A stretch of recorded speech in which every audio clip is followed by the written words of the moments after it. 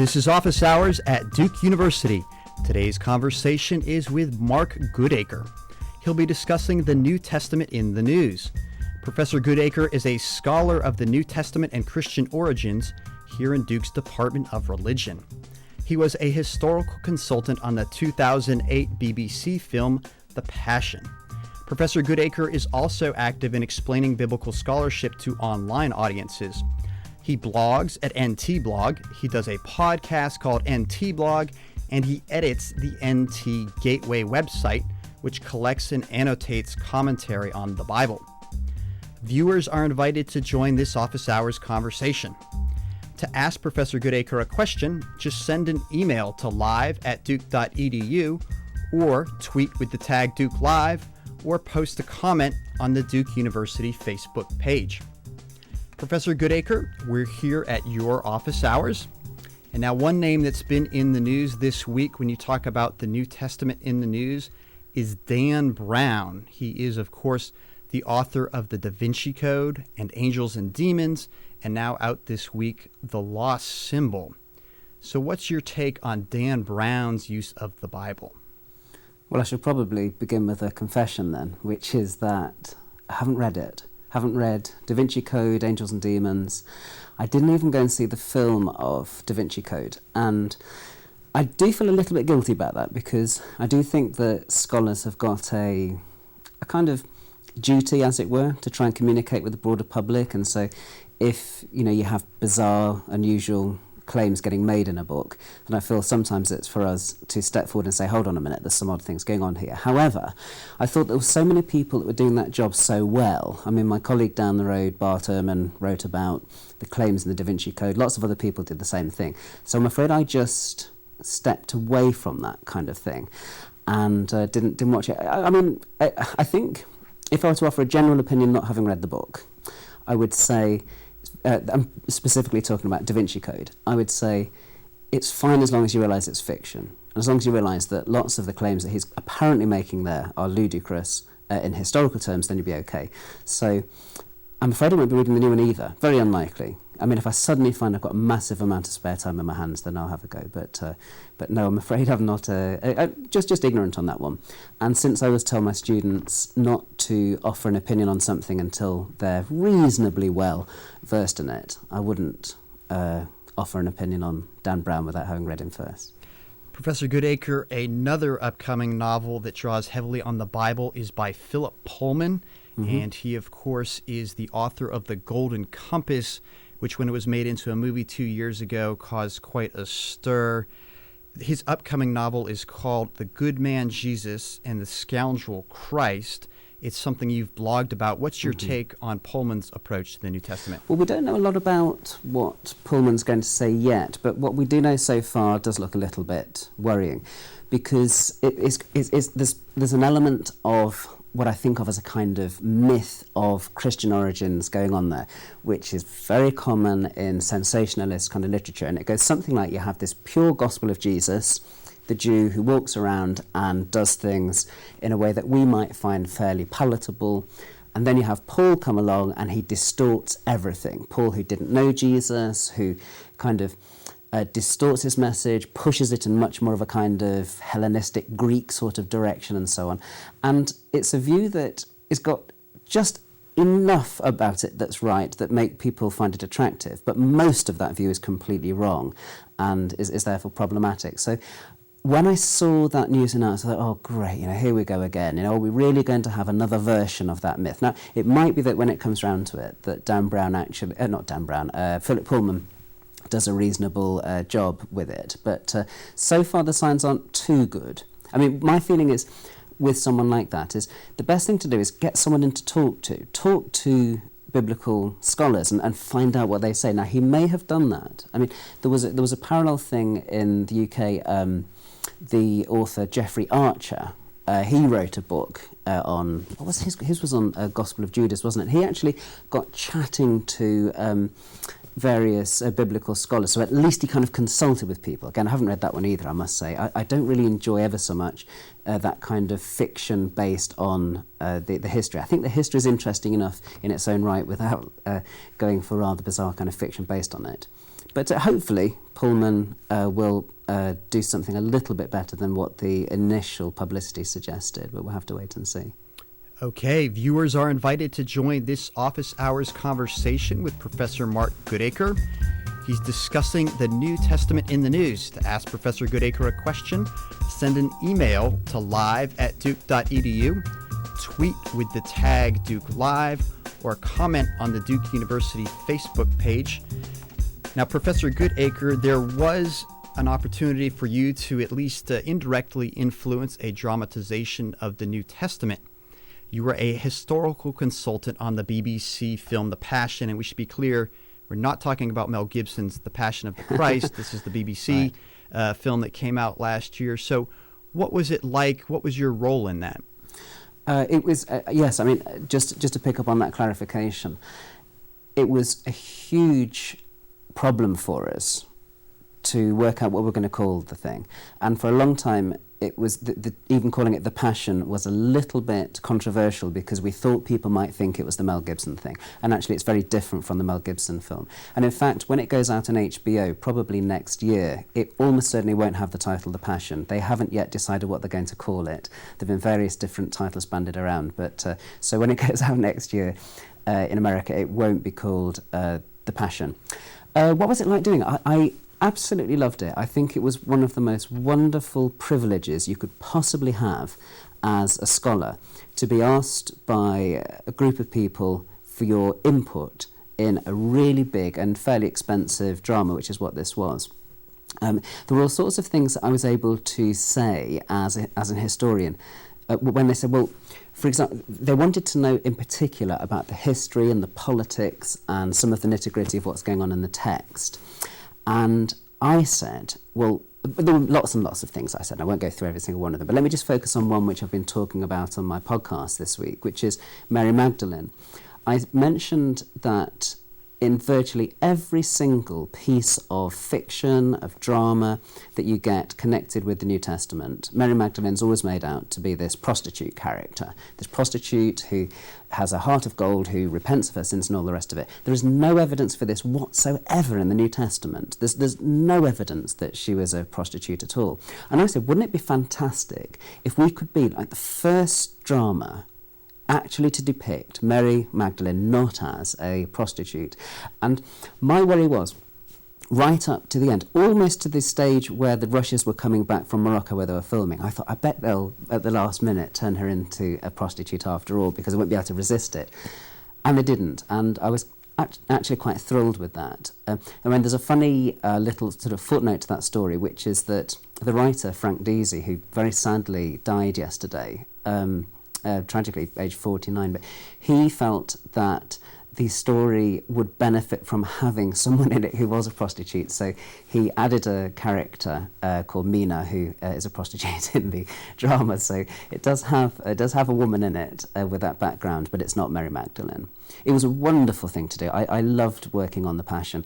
And I don't want to big up my role too much. I was just the consultant who was essentially most of the time answering phone calls, answering emails, looking at lots of drafts of scripts and things. But what I was able to do is in certain places to say, why don't we try this idea? Why don't we try that idea? And one of the driving things from the beginning, I think that everyone involved with the production felt, was they wanted to make sure that people like Caiaphas, the Jewish leaders, the Sanhedrin and so on, we wanted to make sure that these people weren't depicted as cartoon baddies, you know, people with kind of eye patches and bad teeth and so on. Because there's a really dark history of Passion productions that depicts lots of these religious leaders in a really negative light. And it's an appalling thing in Jewish-Christian relations as well, that so many Christian dramas have depicted Jewish leaders in this disgraceful way.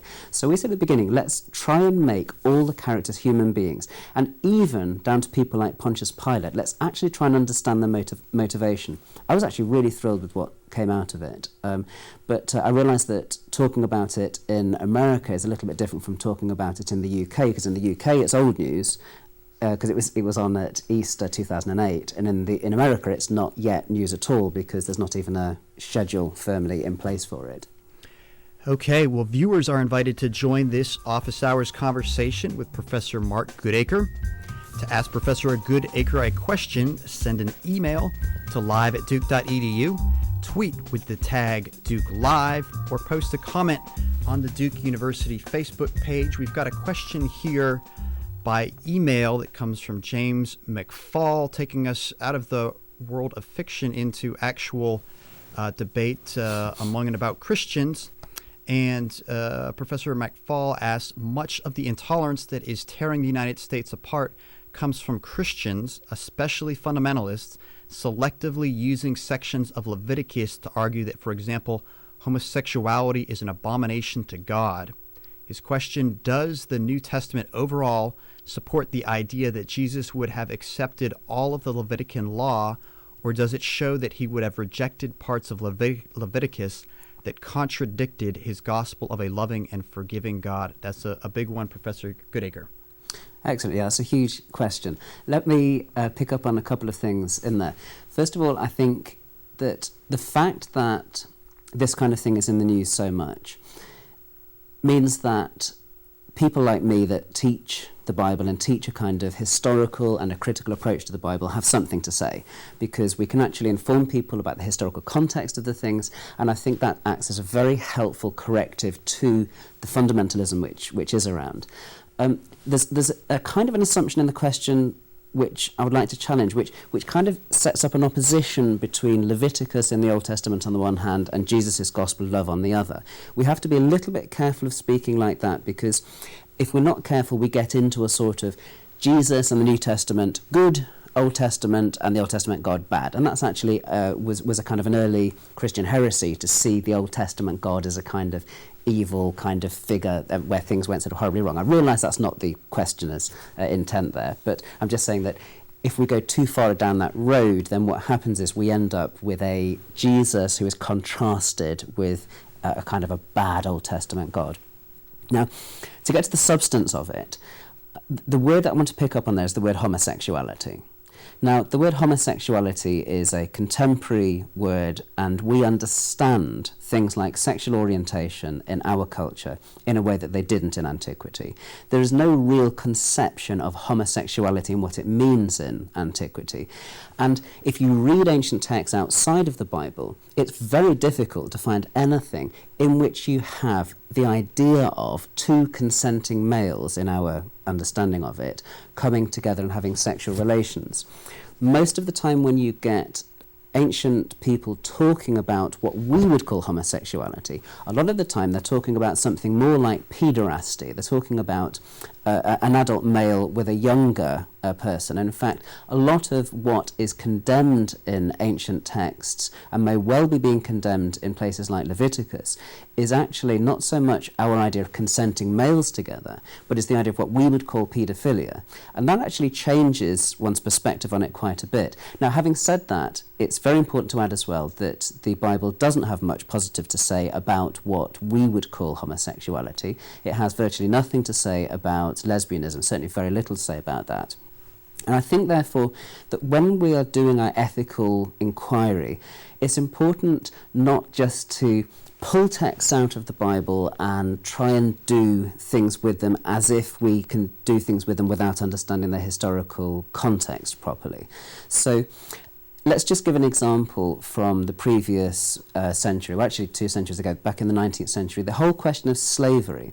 It's really worth bearing in mind that back in the 19th century, people who were pro-slavery, people that were against the abolition of slavery, were using scriptural texts to try and back up what was going on in their day. And we now look back at that with a little bit of the benefit of our of hindsight and say, how could people use the text uncritically? How could people use the text without inquiring thoughtfully about what it meant in context and what it meant to the ancients? And I think that if we're going to have a serious discussion about ethics, we always have to look at the text in its context. We have to look at it with some degree of critical distance and so on. So I'm afraid that's a kind of a long-winded sort of answer to the question, but it underlines that I think this is an important question, and it's one which is not healthily dealt with by having people just quote little bits out of context. So insofar as the questioner talks about about people pulling texts out and using them as proof text, then I'm entirely in agreement with him, yeah. Mm-hmm. We've got another question here, and a reminder that viewers are invited to join this office hours conversation. To do that, just send an email to live@duke.edu, use Twitter with the tag Duke Live, or comment on the Duke University Facebook page. Professor Goodacre, this question comes from TC at the blog New Leaven, and so looking at interpretation of the New Testament, he asks, according to Bishop N.T. Wright, have we been misreading Paul on the doctrine of justification since Luther's polemic with Rome? The answer to that one is yes. But you don't want just a one-word answer, I suppose. I was lucky enough, when I was an undergraduate student in Oxford in England, to be taught by both N.T. Wright, who's now Bishop of Durham in the UK, and also E.P. Sanders, who is Emeritus Professor here at Duke. Now, Sanders is the more important person out of those two for changing our perspective on Paul, even though N.T. Wright has become more popular in Christian circles because he's popularised a lot of what Sanders did. But Sanders made a very, very important observation, and it's this. It's that many Christian scholars were distorting early Judaism. They were caricaturing it, they were depicting it as a religion of a sort of works righteousness, earning your way into heaven. Talking as if ancient Jews regarded the law as a terrible burden, kind of, woe is me, I can't keep the law, it's too difficult. Jesus comes along and helps people be released from it, and Paul says, yes, you just need to be justified by your faith, then you don't have to do all these difficult works and this sort of thing. The thing that I think Sanders contributed, and then Wright echoed after him, is to realise that for early Jews, and when I'm using that phrase, I'm talking about people in roughly contemporary with Paul, with Jesus, for them the law was not a burden, it was a gift. It was a sign of God's love for them. The most important thing for Jews in this period is the idea that God has called them, that they're special, and the giving of the law is something to celebrate by them. Therefore, when Paul comes along and talks about justification by faith, he isn't talking about getting rid of this awful burden of the law, this awful burden of these kind of works that we can't quite perform to get into heaven or something like that. And what Paul is doing is he's really talking, and I think Sanders is right about this, and I think Wright is right about this as well. What he's really talking about is how you become a member of the people of God, how you become a child of God. If you look at the kind of language that Paul really enjoys using, its language is about participating in the people of God, participating in Christ, that kind of thing. So I think that a lot of scholarship since the Reformation has tended to read Paul in a sort of Lutheran kind of light, and I think it's something which the recent generation of scholarship has been really a brilliant thing in dealing with. And here at Duke we have several people that have written on this. Douglas Campbell in the Divinity School, Richard Hayes in the Divinity School as well, experts on this whole question of how we read Paul and how we read Paul without bringing in all sorts of baggage from a kind of antithetical approach to the law, that this idea of kind of opposing the law and Judaism to Christianity. So I'm broadly in agreement with the big shift that comes in Tom Wright's work, although I would align myself a little bit more closely with E.P. Sanders than Tom Wright. Tom Wright has certain emphases in his work which I'm not on board with as much as I am with Sanders. Viewers are invited to join this Duke Office Hours conversation with Professor Mark Goodacre. He's discussing the New Testament in the news. To ask a question of Professor Goodacre, just send an email to live@duke.edu, tweet with the tag Duke Live, or comment on the Duke University Facebook page. Professor Goodacre, you wrote an essay not too long ago, and when we talk about finding Jesus, the historical Jesus, you said that knowing things about the historical Jesus is not the same as being able to write his biography. What do you mean by that? Well, the thing is that there was a scholar called Rudolf Bultmann, probably the most famous New Testament scholar of all time, who said that it was very, very difficult to write a life of Jesus because we didn't really know enough about his life and personality. And what he meant by that is, we don't have any writings from Jesus. We certainly don't have any kind of recordings of anything that he did or said. All that we have is other people's witnesses to the tradition about him. And that tradition inevitably kept certain bits of data in and lots of pieces of data out. So it was interested in the things about Jesus that it could preach. It was interested in the things about Jesus that it could share with other early Christians. And therefore, all the interesting little nitty-gritty bits about Jesus' life that we would dearly love to know about are in the nature of the case just gone. So, for example, when did Jesus' father die? If anyone's lost a parent, you have some idea of what a major event in your life that can be. Joseph has disappeared from the narrative by the time that Jesus is an adult, but we have no idea when he died. He's still present in Luke chapter 2 when Jesus is 12-year-old, if that story is historically accurate, if it has any history behind it. But there's nothing after that about Joseph. So when did he die? That's just one minor thing. What about Jesus' brothers and sisters? They're mentioned by name in Mark's Gospel in chapter 6, and one of them, James, became an important character in early Christianity.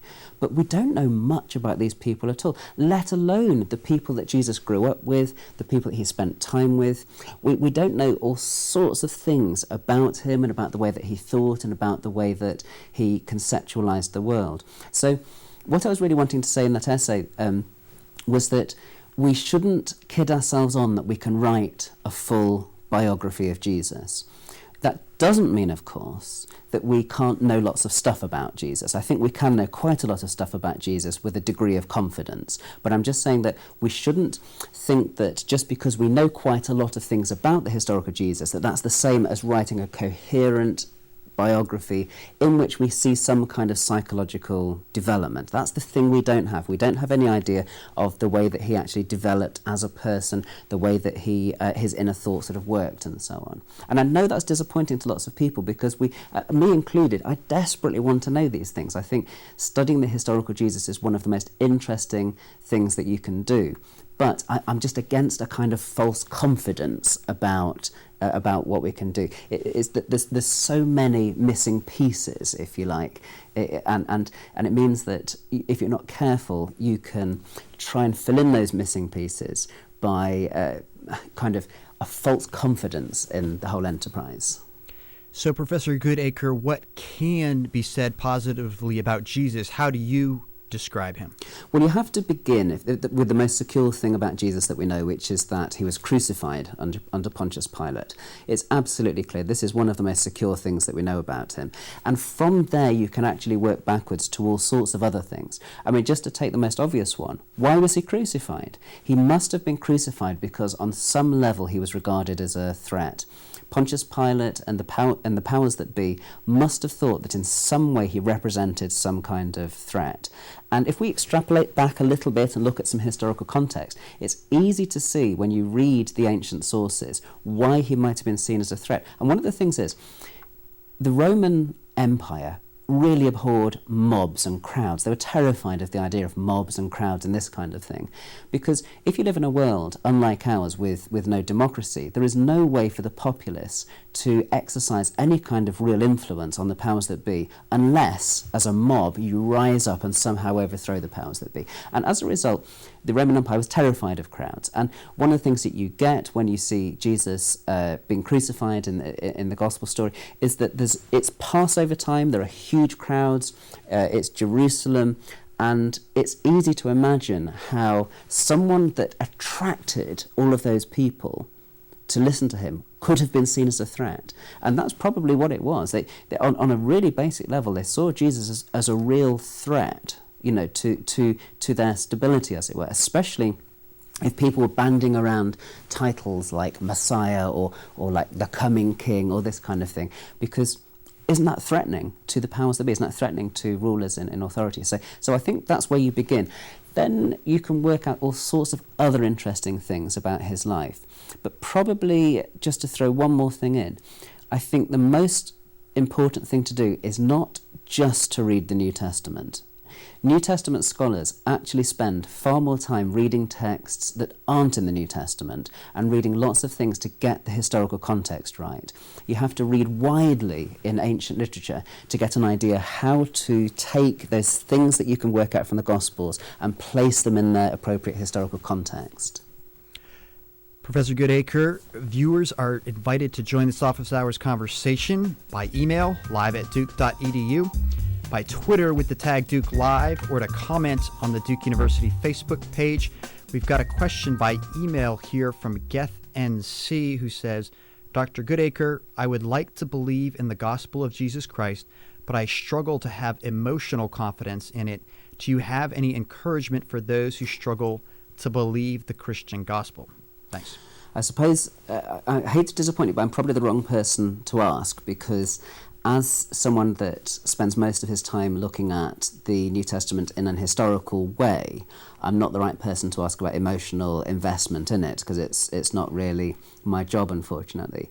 If you're asking, though, whether we can have any kind of trust in the New Testament as history, I would say that as long as you make sure that you understand what kind of genre the books in the New Testament are, as long as you kind of understand what the nature of the New Testament is, then you might find that you can get some confidence in it. So let me just explore that just a little bit.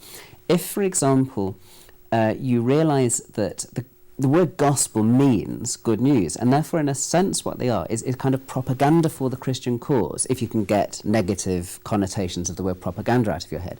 They are attempts by early Christians to say, this is the person that we believe in. This is the person who we think is important in your lives and in our lives and so on.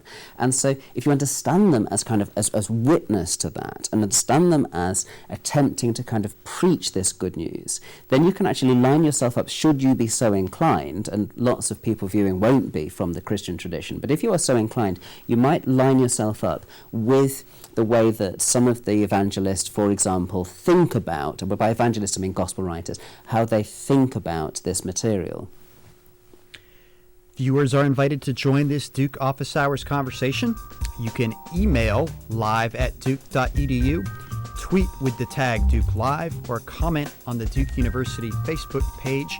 We've got a question by email here from Scott, who asks, recently I've heard two different pastors go on at length about man being a three-part being, body, mind, and soul, pointing to verses such as 1 Thessalonians 5:23.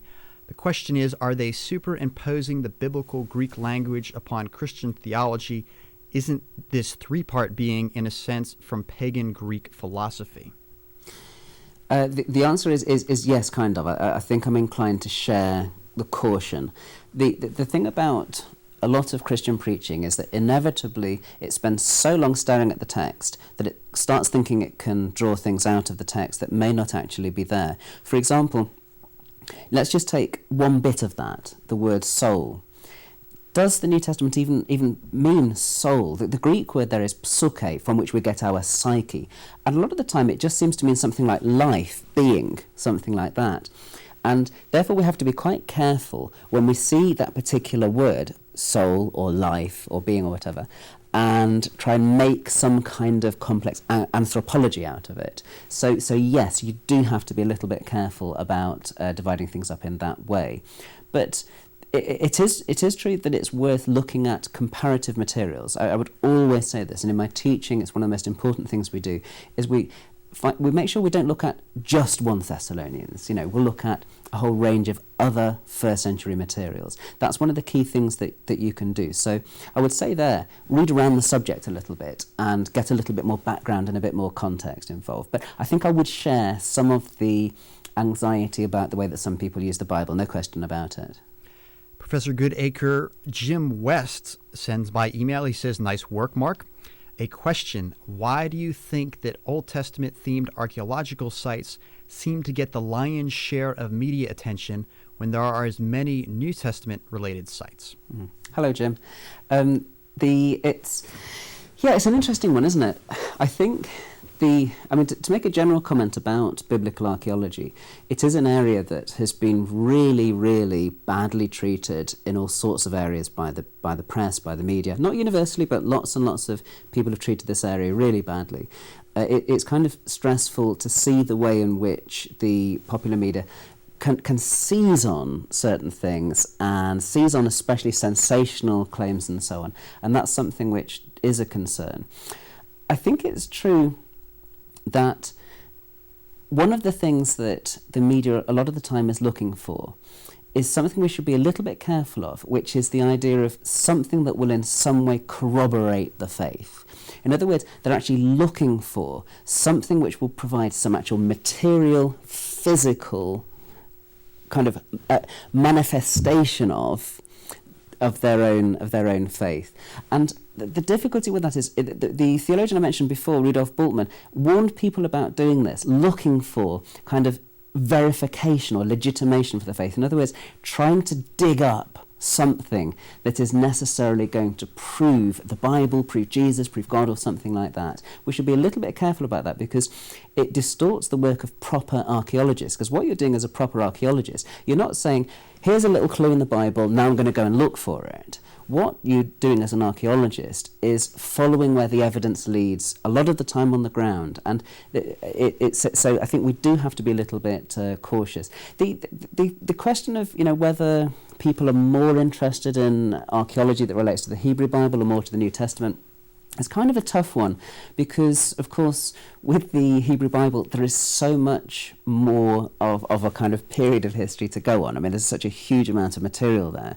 So when you're coming to the New Testament, we end up having to focus on a very narrow period, and that's one of the reasons I think you get the particular distortions you get with archaeology related to the New Testament, where people are so desperate for evidence that you end up with people making a great deal of things that really are not connected to the New Testament. The most famous example of this being the Talpiot tomb, which was claimed in a big documentary last year to be Jesus's family tomb, and nobody serious really thinks that this is Jesus's family tomb. But the reason why people kind of go looking for this stuff is because they're actually so desperate to have some kind of archaeology that they can say, here we've got it, here is some kind of material representation of what we have in our text. And we need to realise that sometimes when you're doing ancient history, the evidence is a bit scanty. That's just the nature of ancient history, that you don't always have all of the materials that you'd like to have. Professor Mark Goodacre is holding these online office hours. He is discussing the New Testament in the news. To ask Professor Goodacre a question, send an email to live@duke.edu or tweet with the tag Duke Live or comment on the Duke University Facebook page. We've got a question here from Brian who says, Professor Goodacre, would you care to comment on the way that Paul's letters may have possibly influenced the writing of the Gospels, especially the Gospel of Matthew? Well, we definitely know that Paul influenced at least one of the Gospel writers because Luke wrote a sequel to his Gospel, which is called Acts of the Apostles. And Acts of the Apostles, at least half of it, really a bit more than half of it, is all about Paul. That's why it becomes quite interesting then to say, well, did Paul therefore, if he influenced Luke like that, did he also influence the other Gospel writers? And I think it's difficult to read the Gospels without seeing them as, in some senses, participating in the same kind of concerns that interest Paul. I think Mark is a much more Pauline kind of Gospel than Matthew is. Matthew, I think, I regard Matthew as the second Gospel to have been written, even though it's first in the New Testament. So I think that Matthew used Mark's Gospel. And to some extent, what I think Matthew is trying to do is to fix what he sees as Mark's inadequacies. So he provides a fresh introduction with a birth narrative, he provides a fresh ending with resurrection appearances, and then in the middle, much, much more teaching material.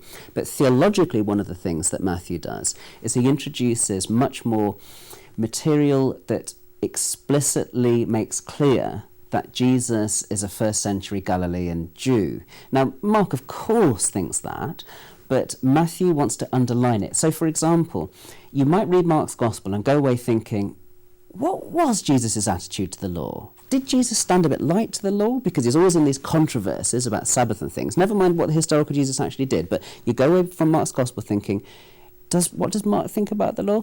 So when you get to Matthew's Gospel, he tries to, if you like, almost to re-Judaize Jesus a bit, to kind of get the thing so that nobody is too offended. So you have this statement in Matthew 5, at the beginning of the Sermon on the Mount, where he talks about not one jot, not one tittle falling from the law. And so Matthew is really trying to kind of undergird that Jesus is a loyal, law-abiding first-century Jew. And I think that in that sense, There are some links with Paul, who was also very much part of the first century Jewish context, but there's also some pulling away from Paul. Paul, after all, doesn't think that Gentile Christians need to keep the law in order to become Christians, to become members of the people of God. And what does Matthew think about that question? That's the difficult one, because in Matthew's gospel, it's gospel and it's not teaching, it's not epistle. So you have to sort of try and work out from the way he tells the story. Very good. Viewers can join in this office hours conversation with Professor Mark Goodacre. To ask questions, send an email to live@duke.edu, tweet with the tag Duke Live, or comment on the Duke University Facebook page. Professor Goodacre, for those watching that have not listened to the most recent of your podcasts, talk to us about the first possible woman apostle. Okay, sure. There was a book actually that came out not very recently by Eldon J. Epp, who's up at Harvard, called The First Woman Apostle. And that book is all about a character that loads and loads of people will never have heard of. Guaranteed that lots of people will never have heard of her. She's called Junia. And she just gets one brief little mention in the Epistle to the Romans. It's chapter 16 and verse 7. And there's a real scandal here. It's one of these great stories about how biblical scholars, translators, editors distorted the text. Because what happens is, because lots of translators and lots of editors thought it was impossible for an apostle to be a woman, they make this character Junior into a man. So they say there can't have been someone called Junior who's an apostle, so they turn it into a man's name, Junias. Now, when I say turn it into, I should make clear that in the Greek it could be either Junias, male, or Junia, female. But the reason that we know that she's female is that there aren't any ancient examples of the name Junias, whereas there are dozens and dozens and dozens of the name Junia, so it must be a woman. And it's a fascinating book, Eldon J. Epps's, because he tells the story about how this first woman apostle was buried underneath the prejudices of lots of authors, editors, and so on. But I do think there's something wrong in the title of Epp's book, and it's calling her the first woman apostle, because there's another very good candidate for the first woman apostle, and that's Mary Magdalene. She's not explicitly called an apostle in the Gospels, but she satisfies every definition that you might want to have of an apostle. For example, Paul thought that an apostle was someone who had seen the resurrected Jesus. That's why he called himself an apostle. And who's the first witness to the resurrected Jesus according to the Gospels? It's Mary Magdalene. She has the first personal encounter with him in Matthew and in John. She's the first one at the empty tomb in all of the Gospels, along with some other women. So, and she gets commissioned, like all apostles would do, to go out and preach the good news. So I think the first woman apostle, if we had to give one candidate, would be Mary Magdalene. But there were others as well, and one of them is this character Junior, who crops up just briefly in Romans 16. Professor Goodacre, being it's your office hours, we would be remiss not to touch on your current work. You're looking at the Gospel of Thomas, so talk to us about what you're finding there. Well, the Gospel of Thomas is, of all the books that relate to Jesus from the ancient world that are outside of the New Testament, has been the most interesting in scholarship. It was only really discovered in recent times, in 1945. We had some Greek fragments of it that were discovered at the end of the 19th century. But the first complete text of it emerged in a big cache of documents in 1945 in Nag Hammadi in Egypt. And suddenly we had the text of this gospel. Now, there were lots of other gospels there as well, but none of them had as good a claim as Thomas seems to have to being early and having some connection with historical Jesus, early Christian traditions, and so on. Unfortunately, sometimes as a scholar one has to be a bit of a spoilsport. I would love to be able to say that the Gospel of Thomas is early, it's independent of the Gospels, it has original Jesus tradition, but sadly I don't think that's the case. And the more that I've spent time reading the Gospel of Thomas alongside the other Gospels, the canonical Gospels in the New Testament, the more I've become convinced that Thomas is familiar with Matthew, Mark and Luke, the Synoptic Gospels. And my book that I'm writing at the moment is all about how Thomas shows his knowledge of those Gospels and what he does with them. And I just try and show how he's kind of working quite interesting ways with those Gospels. So that's my thesis. But it'd be unpopular to some people. There are many, many scholars that think that the Gospel of Thomas is independent. So of the Gospels, of the canonical Gospels. So it will be a little bit controversial amongst scholars. I have to say that the book itself might be a little bit technical for some some readers when it comes out. But what I plan to do is also to write some more popular material about it, and certainly I'm going to be podcasting about the Gospel of Thomas, in which I'll actually avoid using things like the Greek and the Coptic and things like that, and we'll try and package it a little bit more in a kind of friendly manner.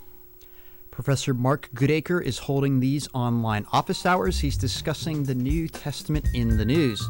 To ask Professor Goodacre a question, just send an email to live@duke.edu, Twitter with the tag Duke Live, or comment on the Duke University Facebook page.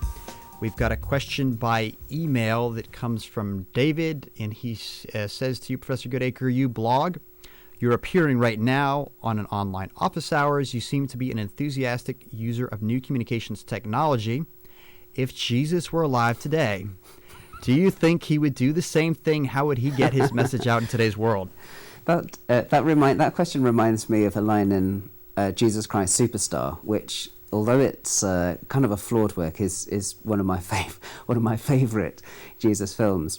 Where right towards the end, in the song which is called Superstar, that lends its name to the whole thing, Judas actually says to Jesus, this is like the resurrected sort of Judas, he says to Jesus, don't you think it would have been better if you'd have come in the 20th century, when there is a period of mass communication, when you could have spoken to everyone? I mean, the interesting thing about it, if you try and conceptualize what mass communication means in the ancient world, one of the best things that you can do is actually find somewhere, a public place, where you can be heard quite widely. And he does get depicted, Jesus does, in the New Testament, preaching on the top of mountains and in boats where he can get an audience. And when he tries to do things in houses, the houses get crowded, people start taking the roof apart to try and get to him and this sort of thing. So it does look like, at least within Galilee of his day, he was quite a big thing for a little bit.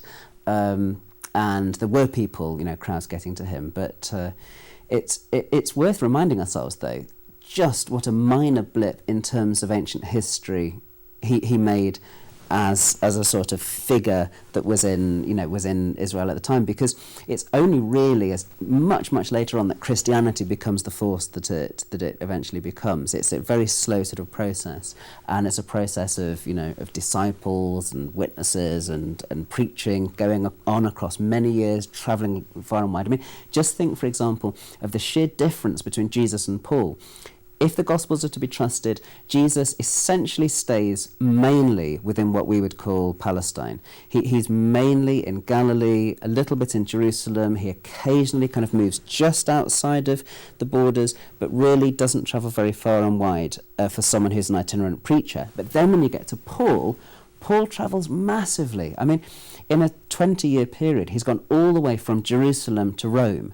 And not just in one journey, but several times. He's gone back to Jerusalem again. He's gone back over the same ground again. I mean, that really is if you want to think about the skills of ancient communication, Paul definitely had it. First of all, loads and loads of travel. Secondly, getting a few disciples and people that work with you that you can send out in your stead. And thirdly, and most importantly of all, he learnt the art of writing letters and got those kind of sent around to various of his churches where they were hugely influential.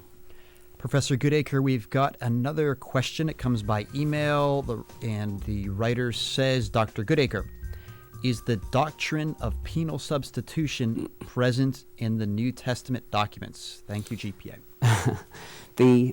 Perhaps I should explain for some viewers what the doctrine of penal substitution is.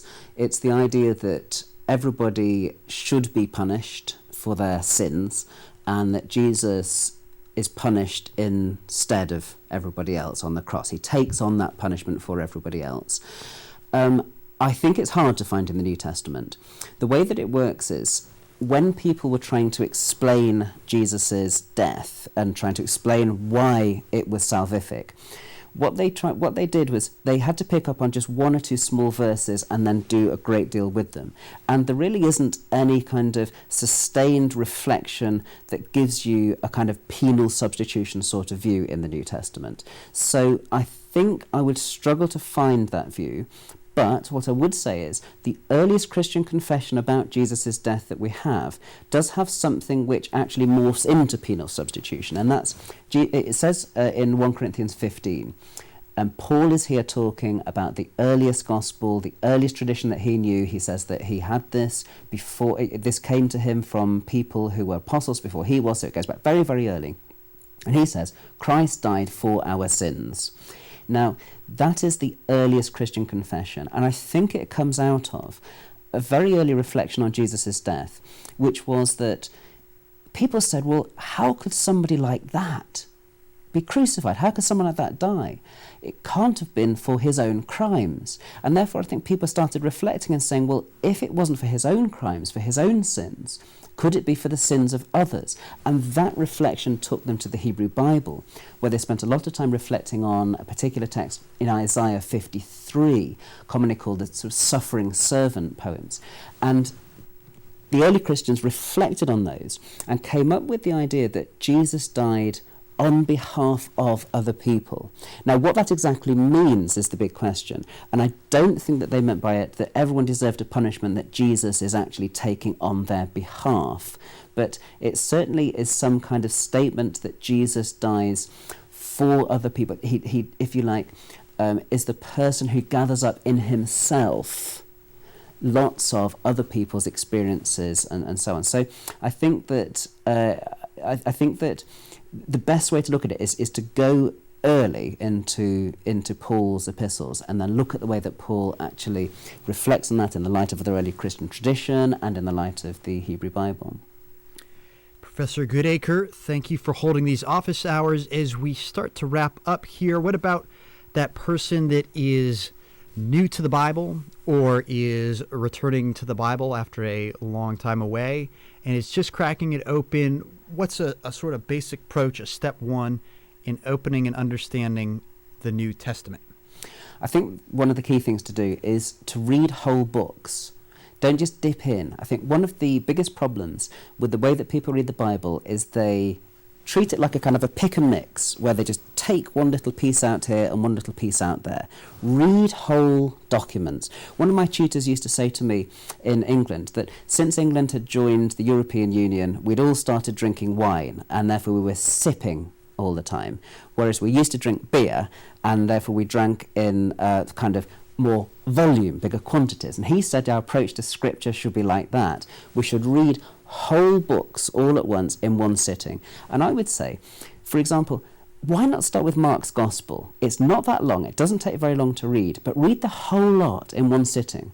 And when you get to the end of it, you'll be out of breath, because the whole Gospel has this kind of breathless kind of energy, and immediately it keeps saying. And then you get to the end of it and you go, gosh, and you're kind of out of breath. And if you want the same experience when you're reading the letters, go to something like the Epistle to the Galatians, and you really see Paul's humanity there. And again, don't just pick out a little bit from chapter 5 about the fruit of the Spirit that can be used in church or Christian reflections, which is all absolutely fine, but read the whole epistle and work out what the story is, and do a little bit of what's going on in Galatia. So I think that's what I would say. If you're new to the Bible or returning to the Bible, start reading whole books at once and drink it down, in quantity, because that will actually get you a better feel for what these texts are about than if you just kind of take snippet views the whole time. Professor Goodacre, we've got one more question here. It comes by email from James, who says, Dr. Goodacre, is our knowledge of early Christianity hopelessly distorted by the suppression of alternative sects, teachings, and text by the, quote, Orthodox, Proto-Catholics, factions? It's this is a big one, and if you think of scholarship as being on a spectrum between those that think of early Christianity as being largely a place where there was quite a lot of agreement and quite a lot of harmony about the basics, and then there's at the other end of the spectrum who think that there is huge diversity and that lots of opposing viewpoints have been suppressed. I think I would be somewhere in between those, but probably a bit closer to the view that early Christianity was more unified.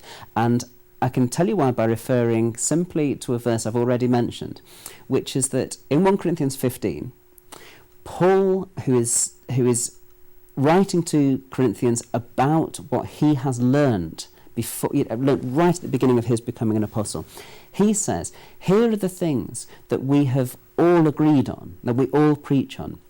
And bear in mind that Paul isn't a particularly easy to agree with kind of person. So he's there kind of underlining what he feels in the late 40s, early 50s, lots of early Christians believe. And it is things like Christ died for our sins according to the scriptures, that he was buried, that he rose again. I think that the majority of early Christians did think of that as being the core of their belief. The question then is, whence the diversity? Where does it come from? And I think that most of the really diversifying factors do come a little bit later on. I think it's inevitable that in any movement you actually begin with a degree of consensus, a degree of commonality, and that as time goes on you get more and more diversions and divisions and so on. So I would tend, and I'm obviously oversimplifying here, but I would tend to put the diversity that was undoubtedly there in early Christianity a little later than some people want to. I think we need to sort of really push it towards the end of the first century and into the second century. And I think in the earliest period we do have a degree of consensus amongst the early Christians about what they think Christ was all about. Professor Goodacre, the last question goes to you as we wrap up here. What question would you like the viewers to be noodling on, to be tweeting about, commenting about, chatting with you on your blog about? What question should we have in our minds? Gosh, that's a tough one. I suppose one of the things would be to say, what can someone like me, who is in the university setup, spends a lot of time just staring at the computer, what can we do to communicate better to a broader public the results of scholarship? And what can we do to communicate to the media as well what the reviews of responsible scholars are, so that they're not inclined to go to the kind of sensationalist kind of things? I mean, people like me, we enjoy the kind of the blogging and the podcasting and that kind of thing, but are there other ways in which we can impact more broadly so that we're not charged with being stuck away in the ivory tower as kind of grumpy kind of scholars that don't really want to talk to anybody? The conversation continues online. To keep this discussion going, visit the Duke University Facebook page and post a comment. Tweet with the tag Duke Live or drop an email to live@duke.edu. You can find Professor Goodacre online at markgoodacre.org. To learn more about Duke, visit duke.edu.